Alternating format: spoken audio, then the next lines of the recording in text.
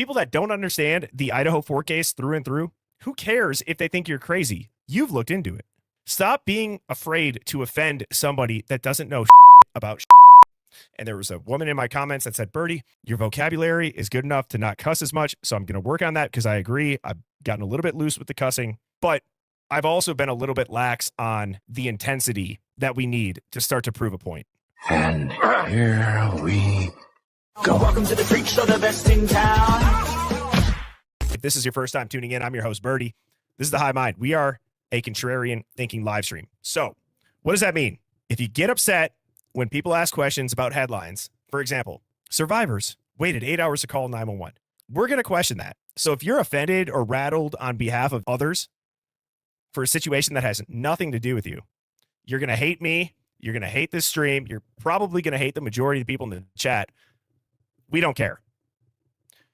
We have been called the tinfoil hat wearing conspiracy theorists for years. Most of us, some of us decades, multiple decades for some people here in the Hive. So if that sounds like you, where you like to question the narrative and you think past the headlines, you have found your people. You are amongst friends.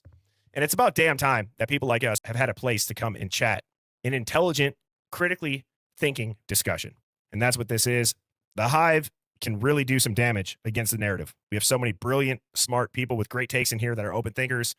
Please continue to support this channel. Share it to your NPC normie over fluoridated friends. We have no refunds on the red pills here. A lot of people have been asking me about Sue Tarot. Sue's going to be on Thursday, November 20th at 7 p.m. I got Dago the day before on Wednesday, the 19th at 7 p.m. And then Amber Vance on TikTok. Got about 500,000 followers. We are working out a date together. So we got Dago, Amber, and Sue upcoming in the next couple of weeks. We're not going to slow down here in the Hive. The Hive is the place to be. If you want to be a guest and you want to speak your mind and you want it to be your episode, that we will set you up for success to spill the beans and wake people up. This is the spot to come. Sarah, how are you doing? I'm good. Frankly, a little bit taking it back that I was numero uno, but I guess I got to shoot my shot, right? Do it. I think lately I've been seeing a lot of things out there where I'm wondering, because I know all these, it's like, obviously I don't think that he did it, or at least did it alone, if you will. However, it's like there are other things coming out about like DNA here or there that was like excluded, but like just kind of excluded on certain parts of like the sheath. My question to you kind of is, do you think there's a chance, let's say he's incarcerated and he is at some point let out? Like, do you think that that's ever going to be a path where it's just going to be like this is the story, we're sticking to it, and he's there or he's not there, but we'll never know? That's the $1 million question. Here's what I'll say. My gut tells me that Brian Koberger is going to be Epsteined in prison, or he's just going to disappear. I think it's a giveaway that they're putting complaints of his and they're, leaking jailhouse footage of him. It makes no sense to me. It's almost like they're trying to set up a narrative seed. They're planting the seed that Brian Koberger is so unhappy in prison. He wants to maintain control to where when this comes out, they can then run with the story of, see, we've been telling you this. We are right. We've been right. That's what my gut tells me. I hope that if this is a legitimate case, that's not what happens. Next up, I already know is a Hive Mind favorite. I got to give a shout out to Bourbon Santa. I almost feel like I need to give like an intro. Like Bourbon Santa needs like a walk-up song. I mean, this guy's a stud. He's got a giant ability to connect the dots. And I'm going to go ahead. I'm going to bring Bourbon Santa on up here. What's going on, brother man? Good evening, Birdie. How are you? I'm doing good. Fantastic. I have an idea, and I want to run this past you. So we know that Moscow didn't ever interview BK. We know that Idaho State Police never interviewed BK. The only people that ever interviewed BK was the FBI. So, how is that possible? And secondly, if we were to FOIA the FBI for the video or audio of that interview, they would either have to give it to us or say that there's an ongoing investigation, and they can't give it to us. That would prove, if they say that they can't because it's an ongoing investigation, that would prove that the operation is not over yet. So here's the thing. With my theory, I think there was a hit that was attempted, it was spoiled, and then they used Brian who I think, it was really funny. I watched one of your clips earlier where you from last night with DA. I was going to say Tickle Bitty's guy, but I mean with DA. Does Brian even exist, or is he a fiction? You know, this is something that, like, there's pictures of me all over the internet for all of my 47 years. You know, there's no way this guy has 5 pictures that exist. It's not possible. And he looks way older than they say he is. You know, so anyway, I think that he's an agent. So they brought him in, and so let's say you called in a hit. Let's say you're for the Aryan Knights, and you want to hit somebody in this house because they're an informant. Your hit gets spoiled, and then some random crazy guy just happens to murder all the people that you wanted dead, and then some maybe. And then he gets thrown into the very same prison with you in Idaho. And then they keep reminding everybody, hey, yeah, he's in prison in this prison. And maybe somebody in the prison who also is Aryan Knight would reach out to Brian and be maybe thankful. Thank you for handling that problem that we had.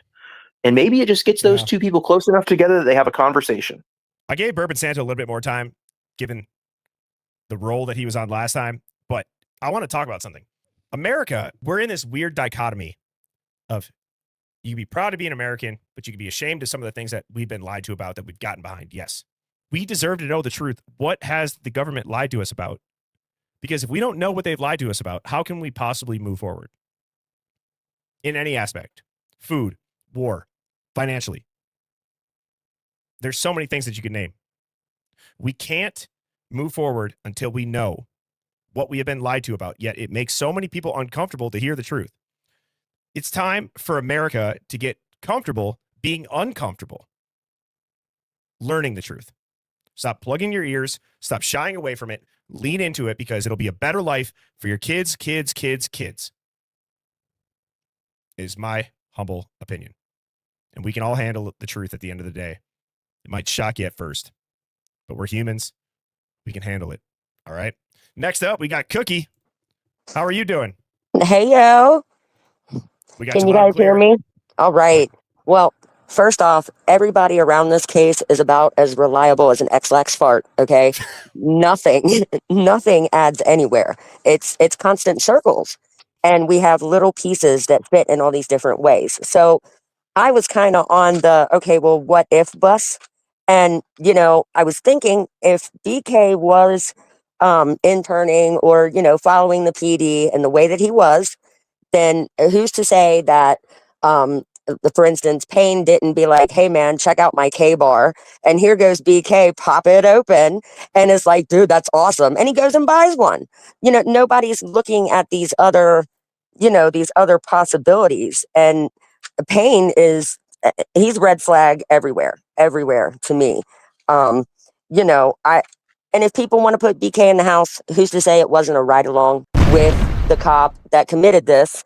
And Whoa. Molly being the driver, who's to say they didn't use Xana's name as a hit for Molly if they're looking for a drug ring?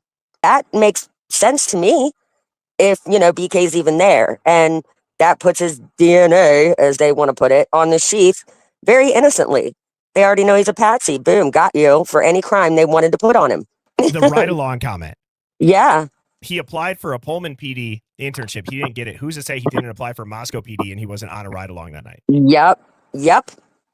That's a direction I haven't heard people really take, because they just want to put him either he's there or he's not. And it's like, well, who's to say he wasn't there, but he wasn't guilty either? He had to be, you know, shut up. Next up, we have Ass Man. What's going on? How you doing, Birdie? Can you hear me? We got you loud and clear, homie. All right, sounds good, brother.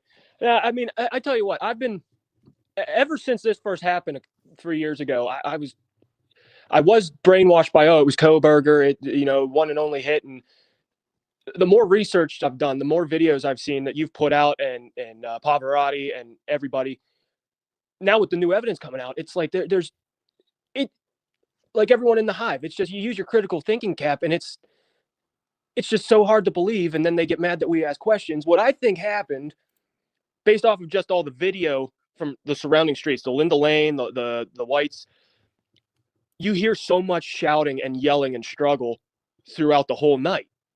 And the mainstream media says, what, he did this in how many seconds they claimed? 7 minutes, call it 7 to 12. Yeah, I mean, and it's just like, there's they get pissed off because we say, oh well, they get pissed off because we're questioning stuff.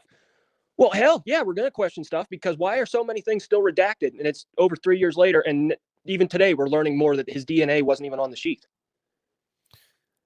What do you think?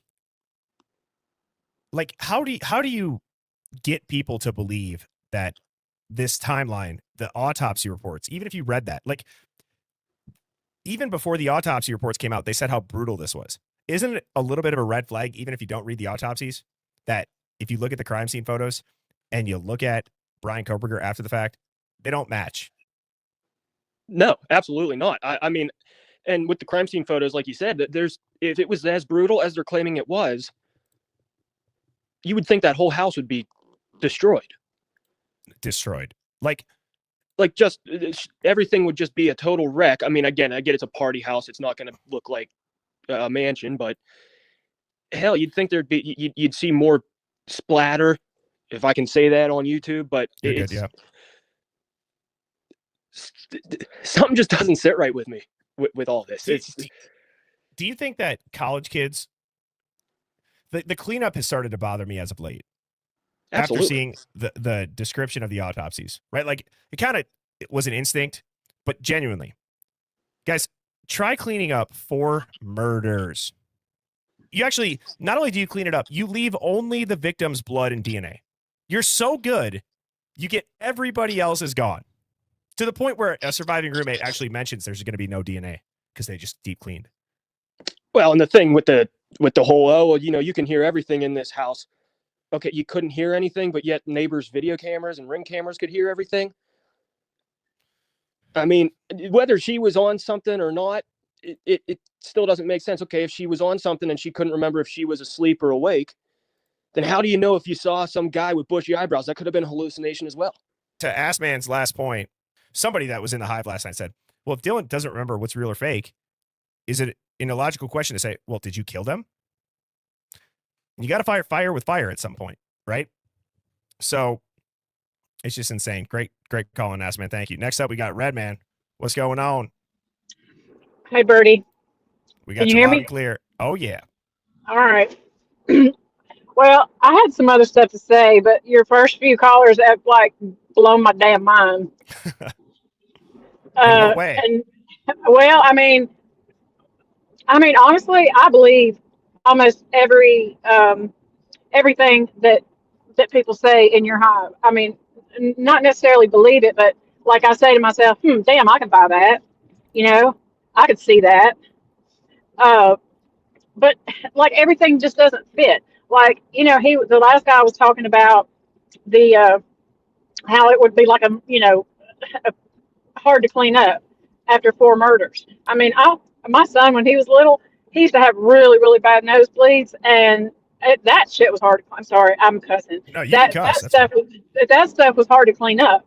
It was hard, like it looked like a murder scene sometimes. And so I just imagined like all of that.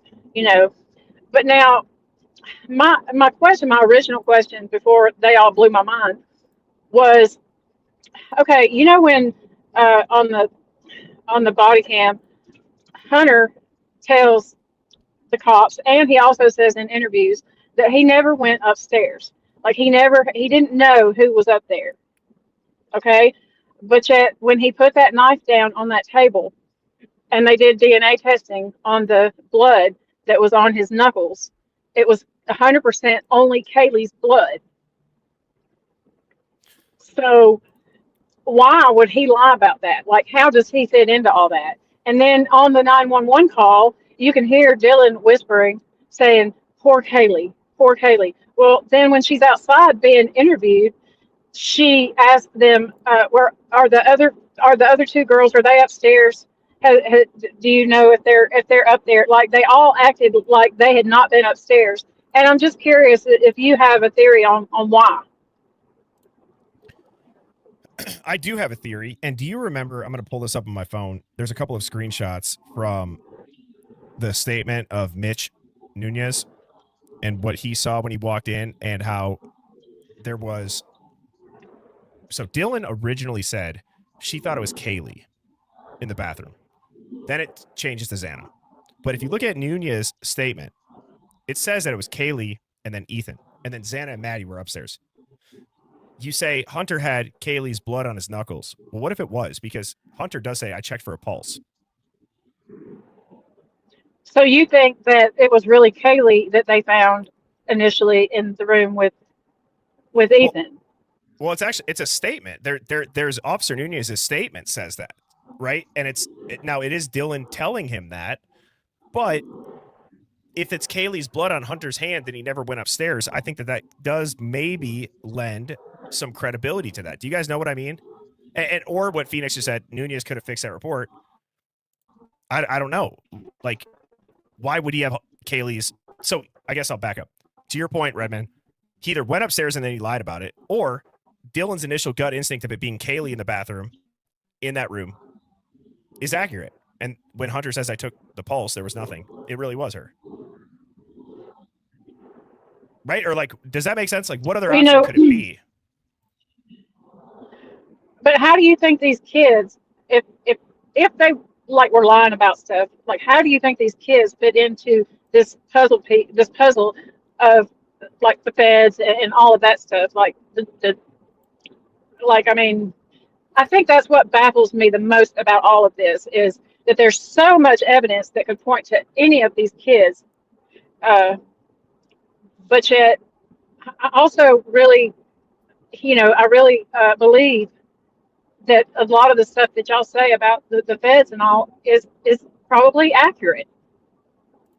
Well, I will go ahead and I will answer that. Thank you so much, Redman, for popping up. I appreciate you. I'll see you in the chat. Thank you. Have a great night. Yep, cheers. We want to say Dylan lied about everything else. And then we want to say Nunez lied and fix the report. No, the cops lied. No, Dylan lied. Well, if Hunter had Kaylee's blood on him, or in general, you don't just go take the pulse of anybody, given those autopsies, and not have blood on your hand, which he did. So maybe Dylan was right. Maybe they fixed that report to make it not seem that way. And Blue Eyed Candy, thank you so much for the super chat. Blue Eyed Candy says, not one time are Dylan and Bethany asked if they were involved, not even for, quote, investigative purposes. Do you hear them say anything like, are you responsible for the deaths of your roommates or involved in any way with this? No, you actually hear the opposite. You hear the cops say, if there's any questions that we ask that you feel uncomfortable asking, just let us know and we will stop. We are very grateful that you are here. Blue Eyed Candy, top dog comment, because that is a simple question that nobody can answer. Next up, we got Fiji. Fiji, how are you doing? You know what's so interesting? Dylan, she walked down and she saw Xana.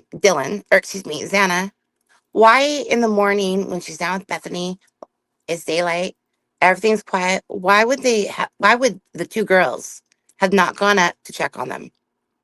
It's a simple question that none of the police officers ask.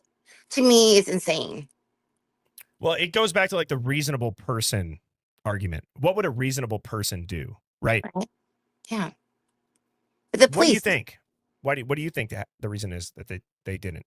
I think they were told something. I mean, to me, because none of the police have asked any reasonable questions, like for any of it, is ridiculous. They were treated like they were victimized and not like, well, why do you not do this or that? They were in a major crime scene. If there were truly 4 people that were passed away, murdered, and the crime scene did not look like that, as like, you and I, our listeners, So what do you think happened, Fiji? Like, would you say, well, let me ask you this. Do you think Brian Koberger is involved? No, I don't. I think he's a Fed. You think he's a Fed? Okay. And then given that statement, what do you think is the reason for the cover-up? Organized crime and save the kids. I'm hoping 2 of them. I pray for more, but I think 2 of them personally. And the other thing I was going to go into is it's too odd. The 2 chiefs of police in Moscow and Pullman then left their positions and went to the college at WSU and U of I. That's very weird. and all the police officers kind of scattered to other places. That's weird too. Ozira, how are you doing? I'm good, Birdie. Good job on my name, by the way. It's a hard one. Is that how it said? Yeah, you got it right.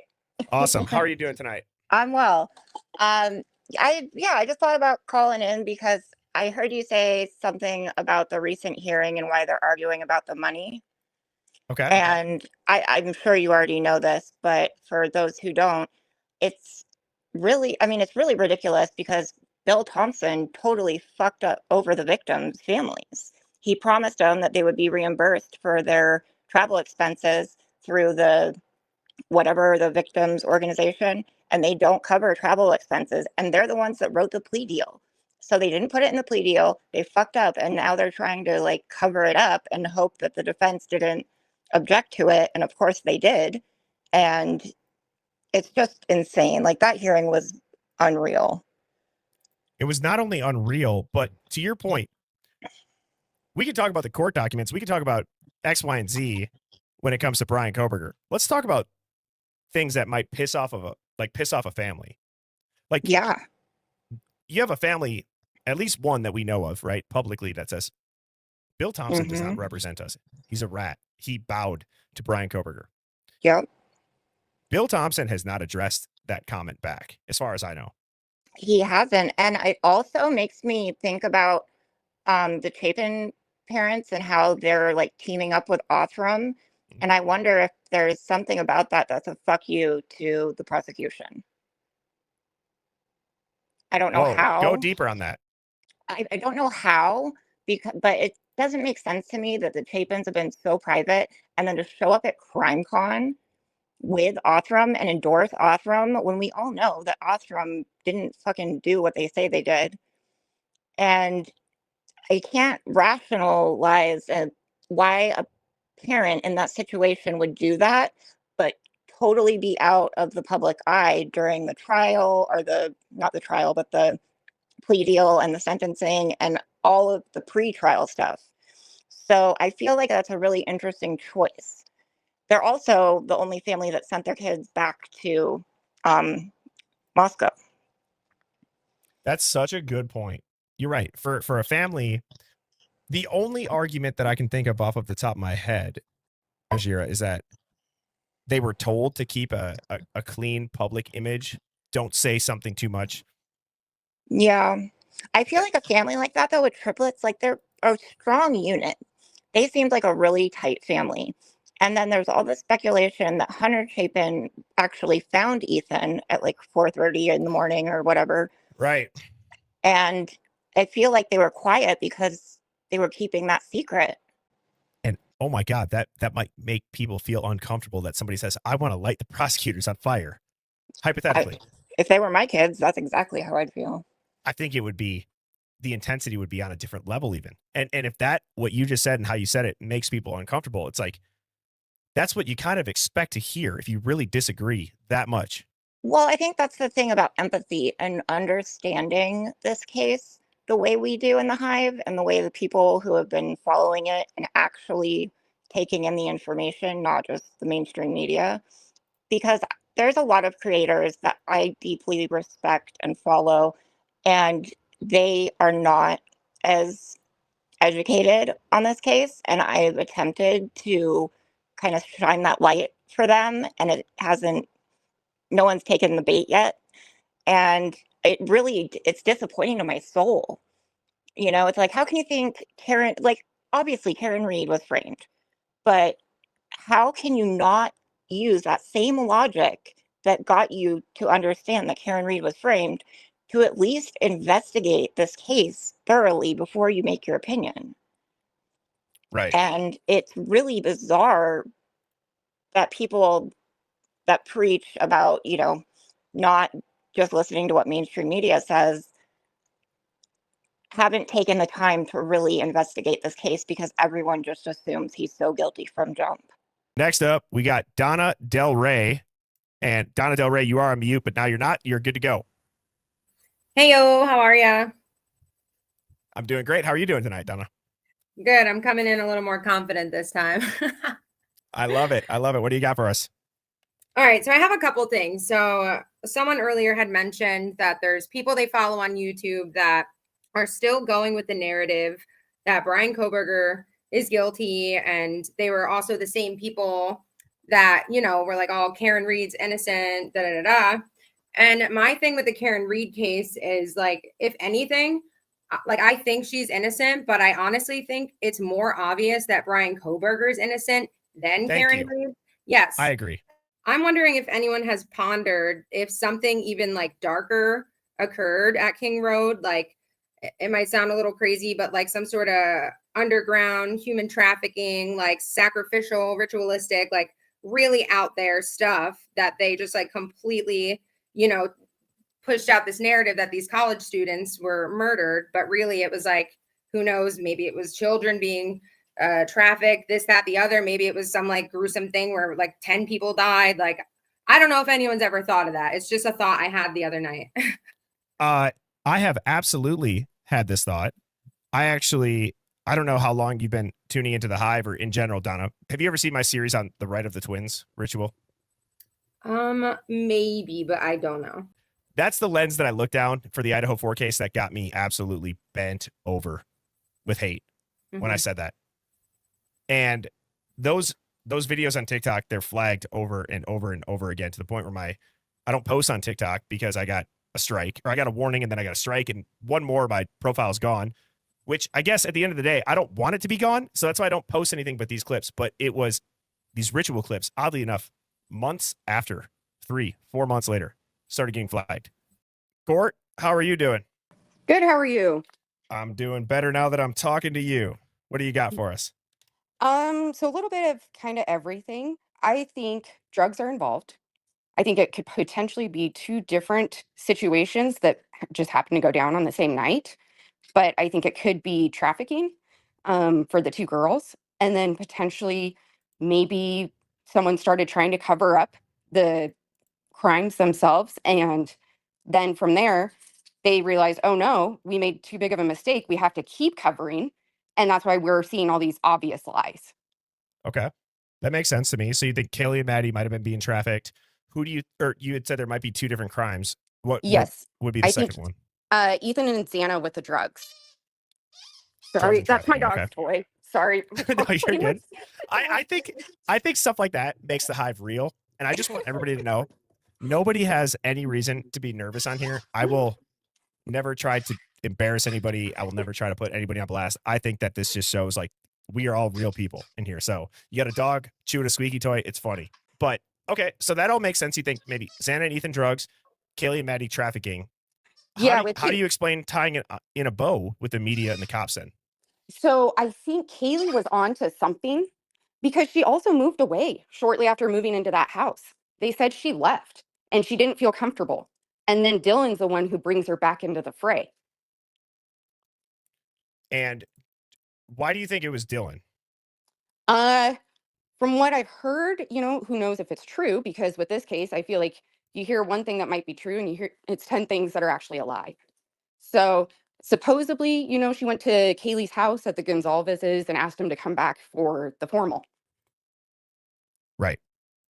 Which also is weird when Ethan said he loved his sister and they said, oh, he doesn't ever do that. All right. Next up, we got Doxy Lover. So I've got a couple things. I still think Kopacka is involved just because of John Judge mentioning his name in court that day. Almost Freudian slip. Yeah, I actually think that it could be Kopacka's knife and that Koberger and Kopacka could have been together, you know, at some point, and maybe Koberger handled, you know, the sheath, and that could have been how his touch DNA got on it. I also think that they could have been, you know, maybe Koberger could have driven him over there that night to get drugs. And then Kopacka could have gone in and BK could have stayed out.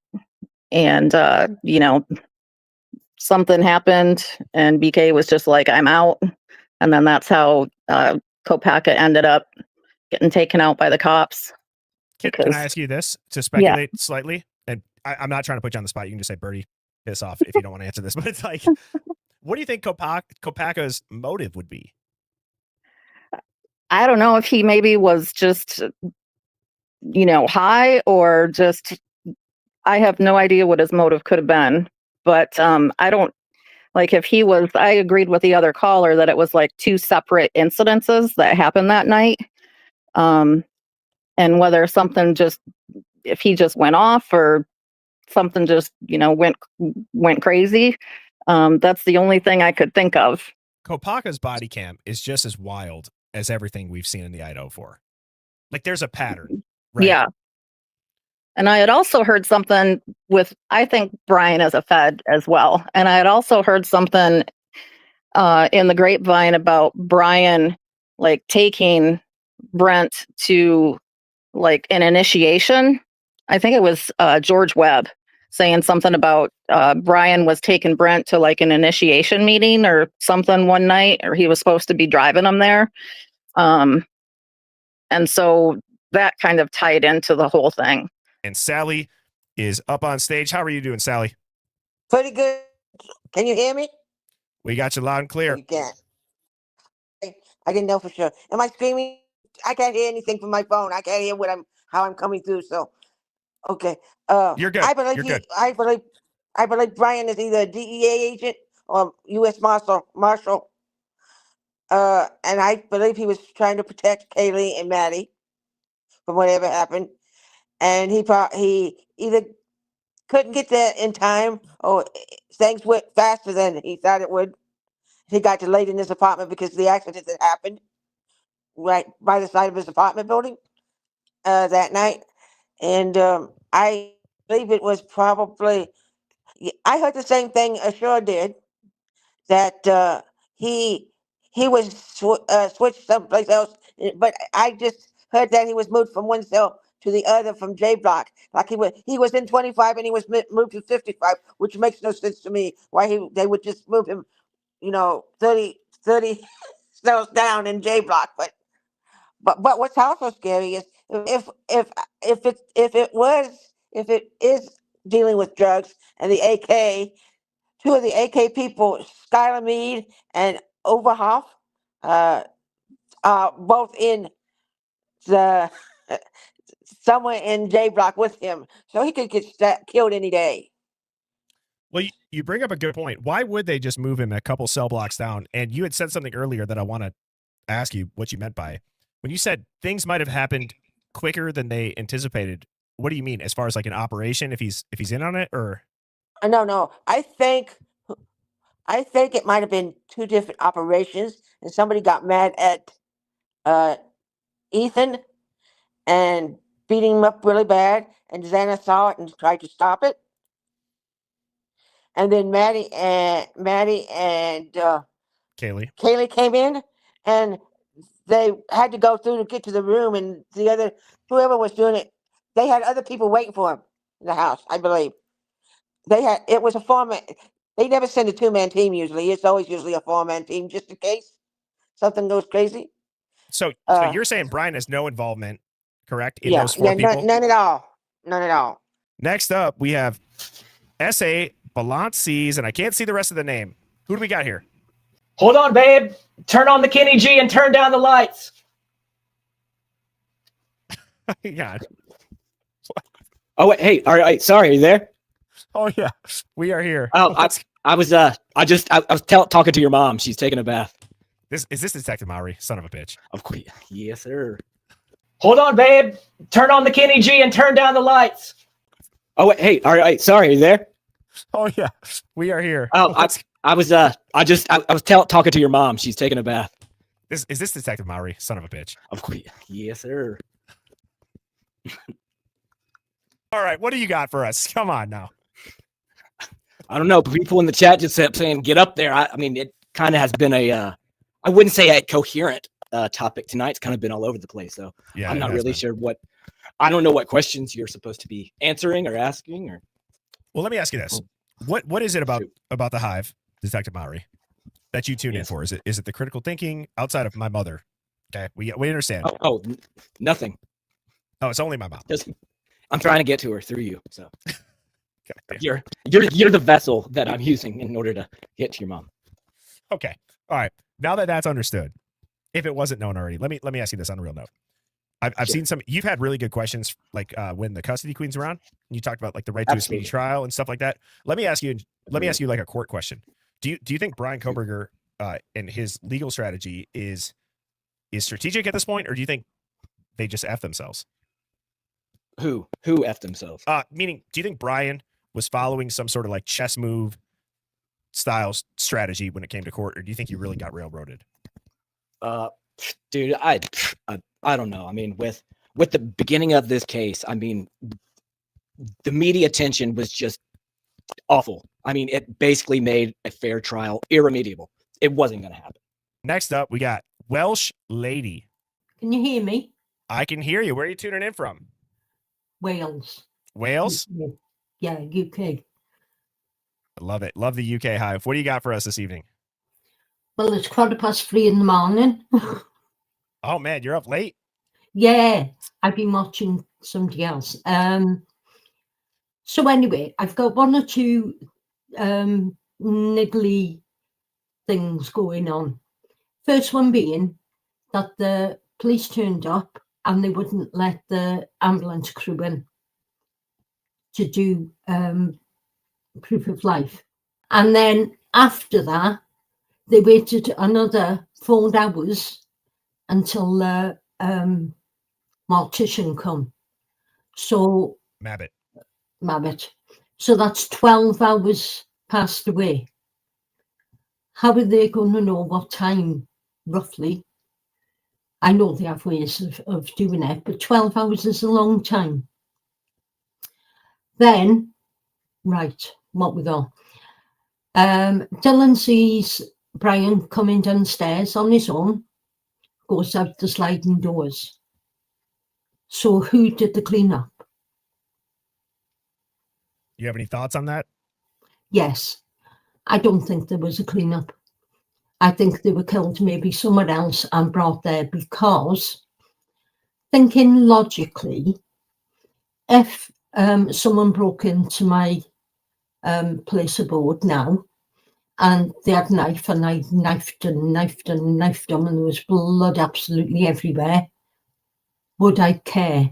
What would be the reason for an effort to clean all of that Well, up? Is that what your point is? Yeah, because they're not going to get every evidence that they've left there. No way at all. All right, Blue-Eyed Candy, can we hear you? There's some things that occurred to me, and I don't know if I put my tinfoil hat on while it was being talked about, but the lovely lady from Wales really, when she said what she said about not cleaning up the scene, it reminds me of before I became a dispatcher, my best friend, she was a police officer and she had just been released out on the road her own. And her first call was a quadruple homicide where he was a deputy and he was married and he was having an affair with a single woman who had children. And apparently he was stalking her. She was trying to break the relationship up. And she was staying at a friend's house and he found her and it was a city over. And he goes to the house and her friend was like, she was like a 400-pound lady. This just to give you an idea. This man he was under 6 foot tall, one man. It was the woman, her 2 children, her friend, and then her friend's 2 children were locked in a bedroom.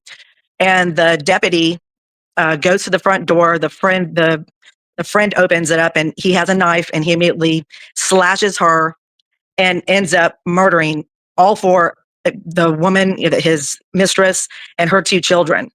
And I just remembered that in an instance, how that happened. Of course, that's a crime of passion. And he left it, and that's the same way it was. There was blood everywhere. But whenever the officers go into the house, you couldn't not step in it. So that's another thing that just triggered. I'm like the crime scene in general? Yeah. Yes. You couldn't go anywhere. I mean, it was just, and it was one man, one knife, 4, and like nearly decapitated. And that makes me think too, I was watching Pav earlier today and he was talking he's going through the docs and he's talking about Rosenhall and how he feels like they're leaving him out as far as possible connections also with Kaylee. And I don't know. I don't know if that would be where that would even fit in, but he's, I could see if there was anything that went down with Rosenhall and the Kaylee situation to where the school would have gotten involved. And they were always involved with the briefings and, how bad that would have looked on the police department, the safety of the college kids when they were doing, the merger, trying to purchase the University of Phoenix, that would be a tinfoil hat thing though. But that might be the most accurate angle, being tinfoil hat, right? Yeah. You corroborated it with the motive for the PD to cover it up. You corroborated it with the University of Idaho buying or merging with University of Phoenix. Where are you at personally with the rumor of Kaylee and Rosendahl? Well, I mean, that I've just been hearing it lately, on your podcast, and then it coming out. Like I watch you and Pav and Lana, and for that, being a female, okay, and Kaylee and everybody speculates as to why she came back into town. I don't think Kaylee's parents really knew why she went back. I think they knew what she told them. If there was, in fact, a relationship going on with her and this officer, which is another part of the world that I experienced, and to say that it's not a far off to think that he, might have been involved with her. Looking at Kaylee, and this is me not judging because I was a young 19-year-old that got pregnant, and I remember, and I don't know that any of this has ever been revealed or if it ever was in autopsies. Obviously, we've never heard that Kaylee was pregnant. And that's not anything to take lightly or just, as far as rumor goes, but it isn't anything that's ever been confirmed. But that would be a motive if there was a pregnancy, and him being a married police officer. You just never know. Crime of passion. I say Kaylee because being a female, seeing her, she had started to put on a lot of, she had put on some weight. And the first part of a pregnancy is when you see the biggest weight gain, as far as just my own experience. And, she was pretty tiny, just looking at her just physically. Her face was very full, I don't know though, because I know that's something that was never discussed and revealed. You bring up a good point though. There's a lot of people that have said kind of what Daisy Lady, I'll sum it up with this comment, and that's the thought process on the motive. You can't say that's a stretch. All right, Elizabeth. Yes. Can you hear me? How are you doing? Oh, we got you loud and clear. How you doing? Yeah, I love what the other caller said that about the Chapins, and that I still cannot wrap my brain around Stacy Chapin. I remember when she said that he was at some kind of crime con, and she was there, and she was upset that this man was going to talk about the killing and all that, and the scene, the murder scene, and the way she just talked about it is just, why should strangers make money or profit off of mine? And then she went and she said, I wrote this book because if anybody, it should be us, my family. It's like we suffered, but it was just so off-putting the way she phrased it. And then this continues with this genetic lab author, whatever they are. It's just mind-boggling. And Steve G's sort of the same way. He'd always, all this nonsense about the earned and we want the money. I mean, what is wrong with these people? And I really think they need to be fully investigated. Their backgrounds, who are these people? I want to know who Dylan is. Who is she? I want to know if she got into fights in high school. What is her? Is she a psychopath? What is this? Who is Bethany? Who are these people? I don't understand. The only people who kind of made sense were the Mogans, And even her father, Maddie's father, biological father, a very strange background. And it seems so obvious to me. The whole thing with, look, I think this is a cartel situation. I think this is national security. That's why they brought that up. I think it has to do with the fact that, look, there's an issue. It's a horrific thing that happened. It would be horrific to anyone. But we got 4, and I'm going to say it, 4 white American kids slaughtered. No way. No way is that going to sit down easy with anybody. And it should not sit down anybody with any kind of child. But we know our society. We know our country. I love my country, but I know my country. Okay? And for them to just let this slide? No way. No way. It just really boggles, unless there's something terrible going on here. I think this is a security issue. The whole thing with cartel, that kind of activity on our grounds. I believe really did something where they're just made it their business. We're going to take care of this privately behind the scenes, but we can't let this kind of stuff happen on our soil. Something like that. That's where I get. I don't know. It's just really. I think this case is very, very important. It is on so many levels. Hits so many truths about our country, our society, our system of justice is not right. It needs help. It needs to be fixed. And this whole thing with Brian Kohlberger being someone who is autistic or ADHD, disabled, this is something so new. And to use those characteristics against him to justify that there's something wrong with him and that he is a murderer and a killer, this is something new territory. And that's I sense that about this case as well. And I think that people like organizations to protect disabled people, they really need to get involved in this because they really use that against him and as an excuse or to justify what they did to him. And I mean, that's what I got to say. Thank you, Birdie. I think you do great work. Everybody's phenomenal here. Thank you so much. And well, I hope I helped in some way.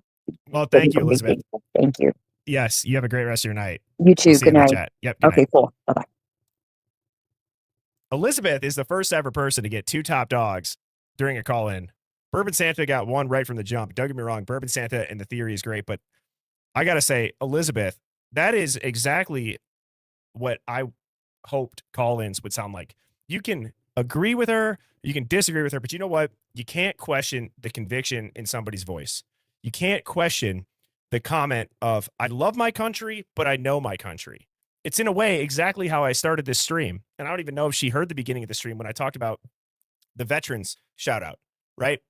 At the end of the day, I'm not looking to agree with everybody, to disagree with everybody. I'm looking here to have real conversation, to strip away the PR, HR, corporate Kool-Aid BS. Let's get to the bottom of the stuff. Let's be real people. Let's talk like we are all friends, because if we can't talk like that, we're going to sugarcoat it. We're going to pussyfoot around it, and we're never going to find the truth. So shout out to Elizabeth for coming on here, speaking her mind, not having any fear. And at the end of the day, that was exactly what I hoped these call-ins would be. Please like this stream. Please subscribe if you have not. The Hive Mind call-ins are now a staple. They're a staple. This is epic. It's so powerful that we have every single person calling in, speaking their mind. We've also proven that we can have an online community that can disagree, can think differently, can listen, can respond. So cheers to you. Cheers to the Hive. Have a great night. I will be back tomorrow evening at 7 p.m. You all rock. Cheers, everybody.